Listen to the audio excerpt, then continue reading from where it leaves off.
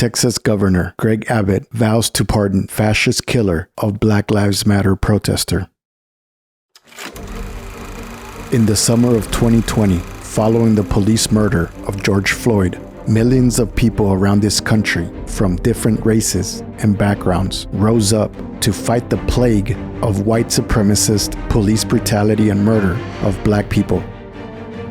Throughout that summer, a white man named Garrett Foster joined protests in Austin, Texas, standing up for Black lives in a state founded as a refuge for slaveholders. This was righteous. This was beautiful. In the middle of one of these protests, on July 25th, a fanatically racist rideshare driver and Army Sergeant Daniel Perry drove his car into the crowd. In the ensuing confrontation, he shot and killed Garrett Foster. In the weeks leading up to the murder, Perry had been sending Facebook messages about killing protesters. On May 31st, he wrote, "I might have to kill a few people on my way to work. They are rioting outside my apartment complex." Last week, on April 7th, a jury found Daniel Perry guilty of murder. But less than 24 hours after this guilty verdict was announced, the Christian fascist governor of Texas, Greg Abbott, announced his intention to pardon Perry. He did this despite the fact that he hadn't attended the trial or reviewed a transcript, which would wipe out the verdict the jury came to after seriously considering the facts and the law. In fact, he announced that he intends to pardon Perry before he had even been sentenced by the judge. Let's step back to look at what kind of person Garrett Foster was and what Greg Abbott and a whole fascist movement wants to eradicate by legitimating the wanton murder of this righteous man who was fighting for justice. Garrett Foster was 28 years old when he was murdered. Garrett was pushing his fiancée, Whitney Mitchell, in her wheelchair when he was killed. Foster is from Plano, Mitchell is from Richardson. They've been together since they were 17. Which one? And after going into septic shock at 19, she had to have her limbs amputated. How am I gonna live my life? Foster served in the Air Force before coming home to care for Mitchell, helping with everything from brushing her teeth to doing her hair and feeding her. They loved each other on a level that I don't think most people are even capable of. Love is why Foster was protesting Saturday. Listen to part of this interview with Whitney and feel the tremendous loss at the hands of deadly fascist racism. He was my best friend, and when I got sick, we had only been together for a year, and we were like only 18 years old, and he watched me go through so much during that time, and he stayed through all of it. He never left my side, and nothing changed. I always felt like a teenager with him until the time that he died. Legitimating murder of protesters. Abbott cited Texas Stand Your Ground laws, which in the name of the right of self-defense are racist vigilante laws. Driving your car into protesters, inciting a confrontation, and then shooting down a protester is not self-defense. The beautiful rising of 2020 presented a political crisis of legitimacy for this whole system, which relies on police terror.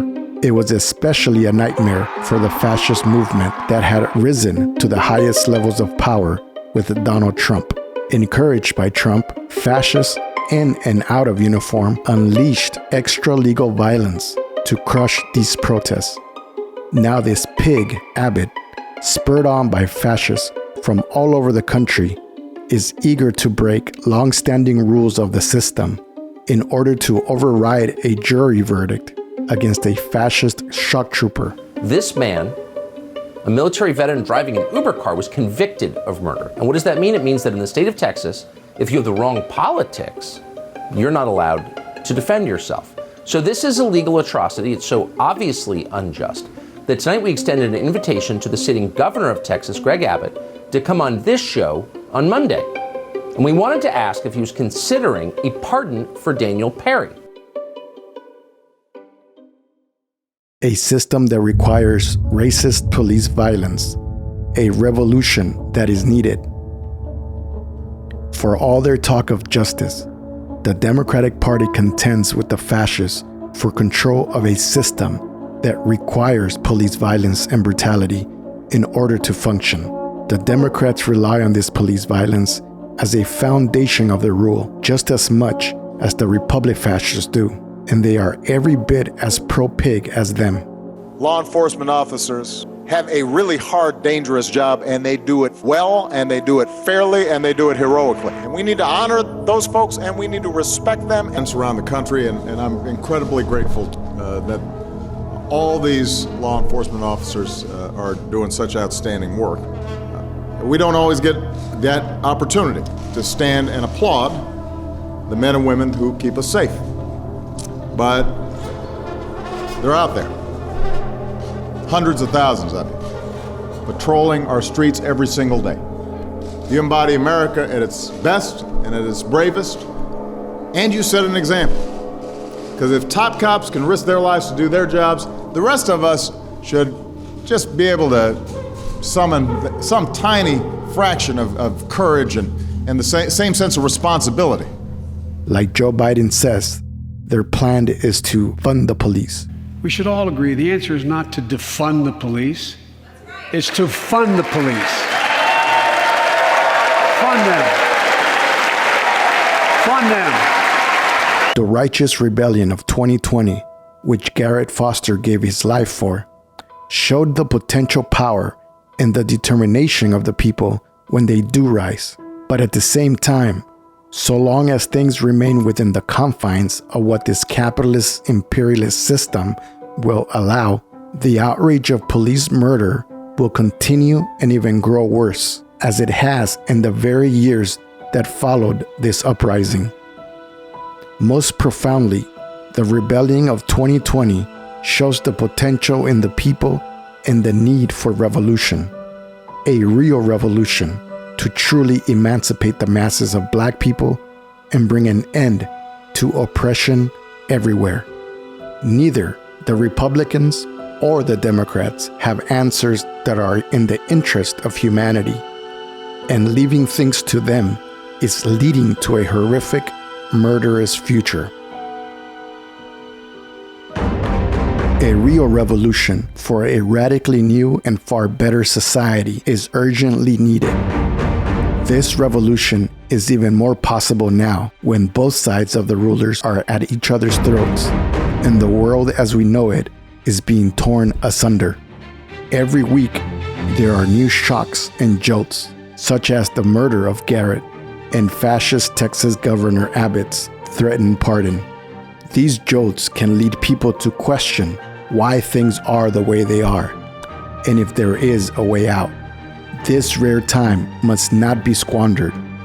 People's sights must be lifted and their heads turned to revolution. Now is the time to give our all to that. As Bob Avakian says in his talk, something terrible or something truly emancipating.